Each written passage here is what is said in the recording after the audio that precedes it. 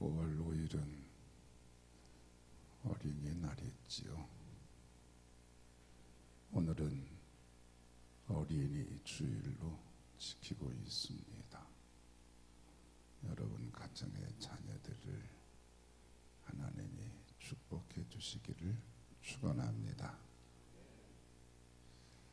어린이날은 수파 방정환 선생이 이끄는 색동회가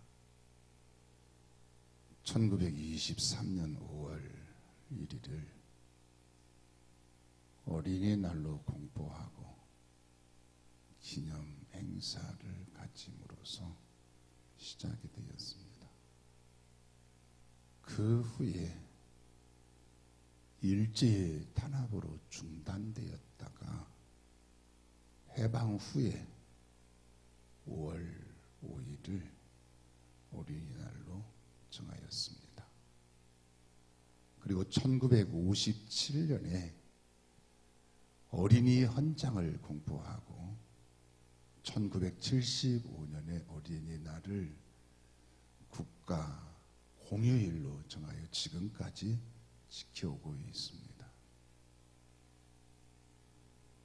방정환 선생이 어린이라는 말을 사용하기 전에는 어린이에 대한 마땅한 명칭이 없었습니다. 그래서 옛날에는 어린이라는 말 대신에 어린 놈, 애새끼, 자식놈, 아들놈, 딸년 이런 말을 사용했습니다.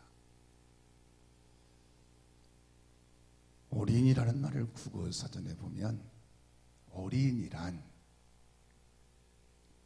어린아이를 높여주는 말로서 나이가 어린 아이라는 뜻이다 라고 기록되어 있습니다. 한마디로 어리신 분이라는 뜻입니다. 어린이를 존중하고 소중하게 여기는 말입니다. 그런데 성경에 보면 하나님은 이미 수천 년 전부터 어린이를 존중하고 소중히 여기시고 축복을 하셨습니다. 옛날 로마에 호멜리아라는 귀부인이 있었습니다. 그 부인의 남편은 장군이며 존경받는 정치가였습니다.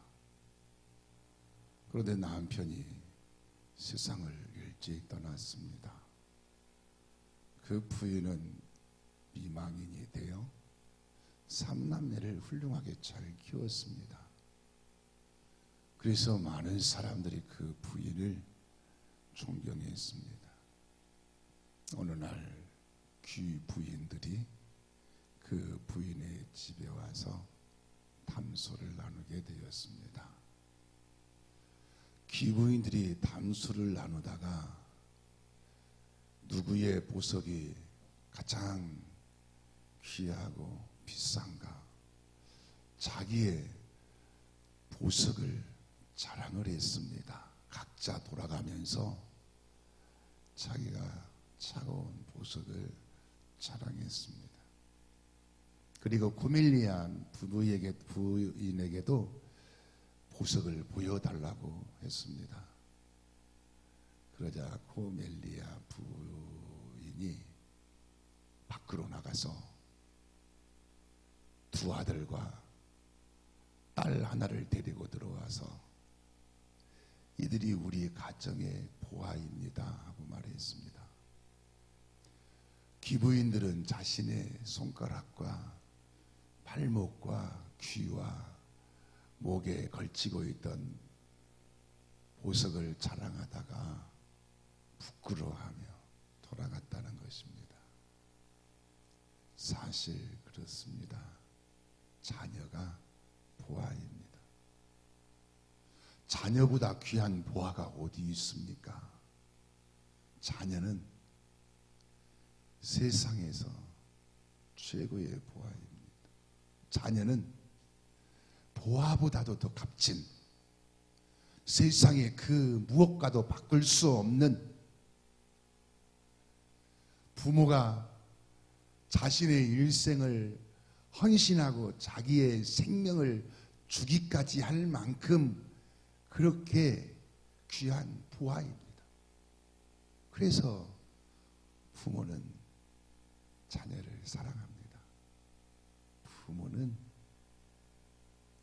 자녀를 부하보다도 더 귀하게 여깁니다.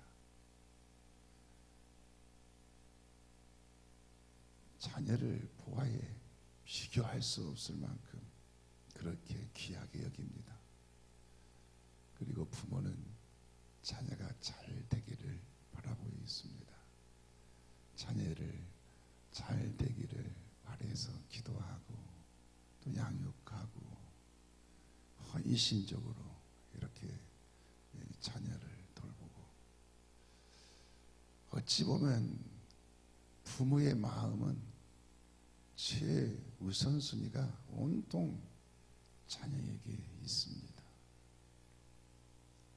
그렇다면 그토록 소중한 자녀가 잘 되고 하나님의 축복을 받는 자녀가 되려면 어떻게 해야 할까요? 오늘 본문 말씀에서 그 해답을 주고 있습니다. 오늘 본문 말씀에 보면 마땅히 행할 길을 아이에게 가르치라. 그리하면 늙어서도 그것을 떠나지 아니하리라 라고 했습니다. 먼저 오늘 본문에서 주목되는 말씀은 마땅히 행할 길을 아이에게 가르치라 라는 말씀이에요. 자녀가 마땅히 행할 길이 무엇입니까? 자녀가 마땅히 해야 할 길은 여러 가지가 있습니다. 가정적으로나 또 교회에서나 학교에서나 또는 사회적으로 자녀가 마땅히 해야 할 길이 많지요. 그런데 그 중에서 자녀가 마땅히 해야 할 최고의 길은 하나님을 잘 섬기는 길입니다. 자녀가 하나님을 잘 섬기는 길이 자녀가 하나님의 축복을 받는 길이기 때문입니다. 자녀가 하나님을 잘 섬기는 길을 가려면 자녀를 하나님의 말씀으로 가르치고 양육을 해야 합니다. 에베소서 6장 4절 말씀에 보면 또 아비들아 자녀를 노엽게 하지 말고 오직 주의 교양과 훈계로 양육하라 라고 했습니다. 자녀를 주의 교양과 훈계, 즉 하나님의 말씀으로 양육을 하라고 했어요. 또 디모데후서 3장 15절에서 17절 말씀에 보면 또 어려서부터 성경을 알았나니 성경은 능히 너로 하여금 그리스도 예수 안에 있는 믿음으로 말미암아 구원에 이르게 하는 지혜가 있느니라. 모든 성경은 하나님의 감동으로 된 것으로 교훈과 책망과 바르게 함과 의로 교육하기에 유익하니 이는 하나님의 사람으로 온전하게 하며 모든 선한 일을 행할 능력을 갖추게 하려 함이라 라고 했습니다. 모든 성경은 하나님의 말씀은 하나님의 감동으로 된 것으로 하나님의 사람을 온전하게 한다고 했습니다. 또 히브리서 4장 12절 말씀에 보면 하나님의 말씀은 살아있고 활력이 있어 좌우의 날선 어떤 검보다도 더 예리하여 영과 혼과 및 관절과 골수를 찔러 쪼개기까지 하며 또 마음의 생각과 뜻을 판단하나니 라고 했습니다. 하나님의 말씀은 살았고 활력이 있다고 했습니다. 그래서 이 말씀이 속에 들어가면 영과 혼과 관절과 골수, 사람의 그 깊숙한 곳까지 다 변화를 시킨다라는 겁니다.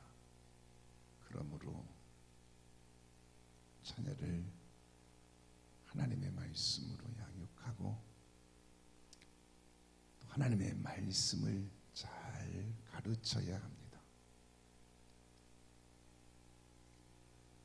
요한 웨슬리의 어머니 수산나는 자녀를 양육할 때 자녀들이 자라서 글을 읽기 시작하면 그때부터 성경을 읽게 했다고 합니다.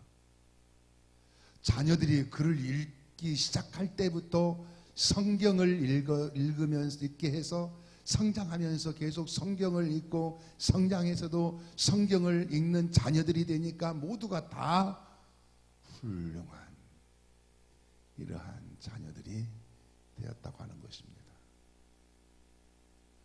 미국의 16대 대통령 아브라함 링컨은 이런 고백을 했어요.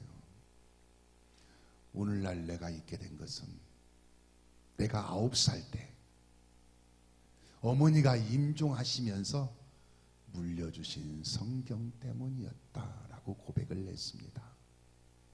어머니가 임종하시면서 자신에게 물려주신 성경을 읽고 또 읽고 장성에서도 성경을 읽었더니 이렇게 오늘날 대통령이 되기까지 이러한 복 있는 사람이 되었다라는 것입니다.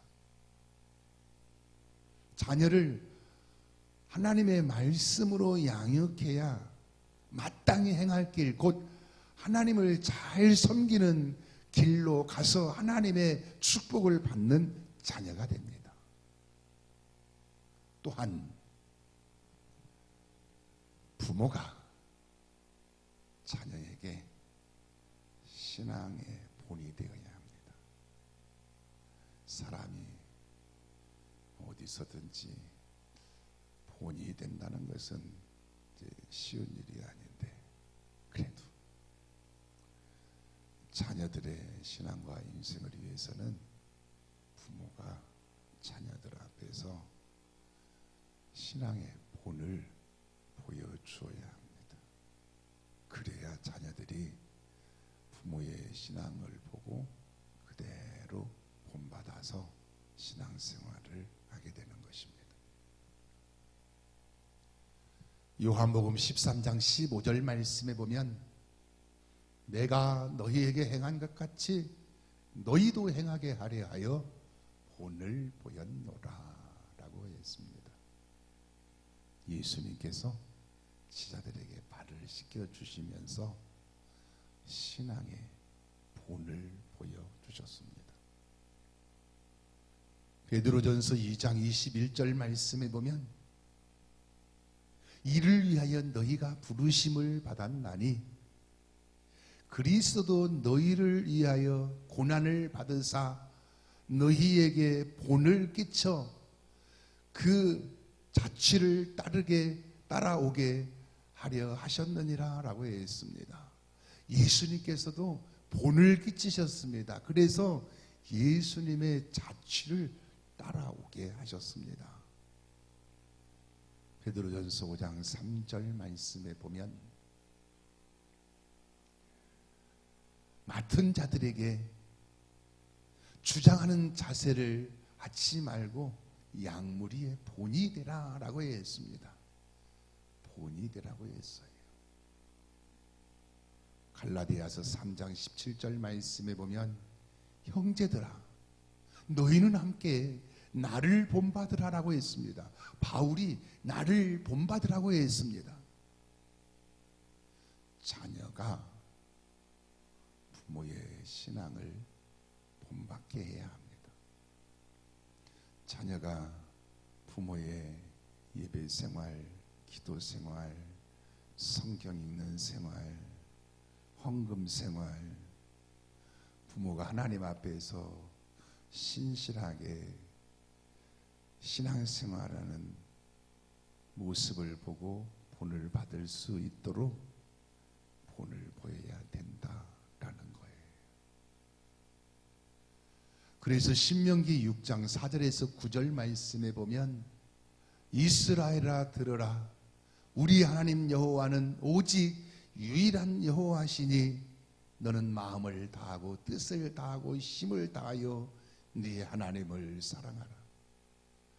오늘 내가 네게 명하는 이 말씀을 너는 마음에 새기고 자녀에게 부지런히 가르치며 집에 있을 때든지 길을 갈 때든지 누웠을 때든지 일어날 때든지 이 말씀을 강론할 것이며 너는 또 그것을 손목에 매어 기호로 삼으며 내 미간에 붙여 표로 삼고 또 내 집 문설주와 바깥문에 기록할지니라 라고 했습니다. 이 말씀을 보면 부모가 먼저 하나님의 말씀을 마음에 새기고 다음에 자녀에게 본을 보이며 가르치라라는 말씀입니다. 그러니까 부모가 먼저 자녀에게 신앙의 본을 보여야 된다라는 겁니다. 영국의 수상이었던 윈스턴 처칠이 이런 말을 했습니다. 나라가 잘 되기를 원하는가? 그것은 가정에서 아버지, 어머니가 시작할 일이다 라고 말했습니다. 가정에서 아버지, 어머니가 중요하다는 거예요.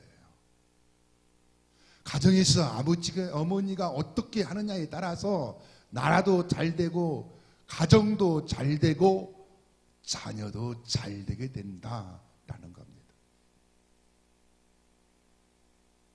어느 초등학교 교실에서 선생님이 칠판에 글을 쓰고 있었습니다. 그때 한 아이가 큰 소리로 선생님 안 보여요. 대가리 좀 치워주세요 하고 말을 했다는 것입니다. 아니 아이가 학생이 선생님한테 대가리 좀 치워달라고 말한 것입니다. 아이가 그 말을 어디서 배우고 어디서 듣고 사용했을까요? 가정에서 부모가 하는 말을 듣고 거기서 배워서 쓰던 말을 밖에 나와서 그렇게 사용한 것이다 이거예요. 자녀는 부모를 닮게 됩니다. 자녀는 부모를 꼭 빼닮습니다. 아니 요즘 보니까 우리 아이들이 하는 짓이 어쩌면 그렇게 부모하고 똑 닮았는지 몰라요. 가르쳐주지도 않았어요. 또 그 앞에서 행하지 않은 일까지도 그대로 커갈수록 더 부모를 닮아가는 것을 보게 됩니다. 자녀는 보이는 것도 보이지 않는 것까지도 부모를 닮게 되는 것입니다. 아브라함이 모리아 산에서 이삭을 하나님께 번제로 드렸잖아요. 하나님의 말씀에 순종해서 이삭을 하나님께 번제로 드렸는데 결과적으로 보면 그 일이 아브라함이 아들 이삭에게 신앙의 본을 보이게 된 겁니다. 그러자 아들 이삭도 그 자리에서 순종을 했고 평생 하나님께 순종하면서 사는 순종의 사람이 되었습니다. 그래서 아버지 아브라함도 하나님의 축복을 받고 아들 이삭도 하나님의 축복을 받았습니다. 그러므로 부모는 자녀를 하나님의 말씀으로 잘 양육하고 부모는 어렵겠지만 그래도 노력해서 자녀에게 신앙의 본을 보여야 합니다. 그리하면 어떻게 됩니까? 본문 하반절 말씀에 보면 그리하면 늙어서도 그것을 떠나지 아니하리라 라고 했습니다. 그리하면 자녀를 하나님의 말씀으로 잘 양육하고 자녀에게 신앙의 본을 보이면 그리하면 늙어서도 그것을 하나님을 잘 섬기는 길에서 떠나지 아니한다라는 말씀이에요. 우리나라 속담에 3살 버릇 여든까지 간다라는 말이 있잖아요. 또 될성 싶은 나무는 떡잎부터 알아본다라는 말이 있지 않습니까?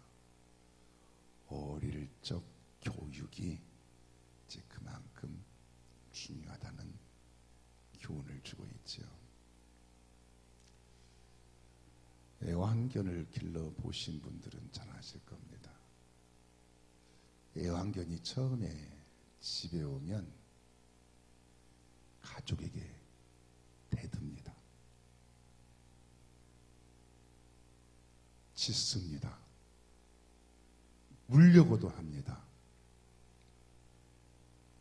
사료도 잘 안 먹습니다. 또 분명히 가릴 줄 아는데도 똥오줌을 갖다가 거실이나 방에다가 봅니다. 애완견이 그렇게 할 때 주인이 받아두지 않고 주인이 강하게 나가면 애완견이 나보다 센 분이구나 그렇게 생각을 하고 뒤집어가지고 배를 드러내 보이면서 복종하겠다는 표시를 합니다.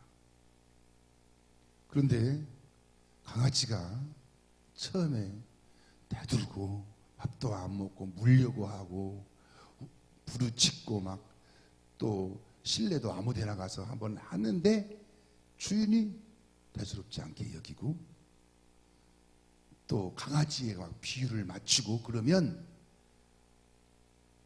애완견이 주인을 좀 만만하게 봐가지고 자기보다 서열을 아래에 놓고 말을 안 듣습니다.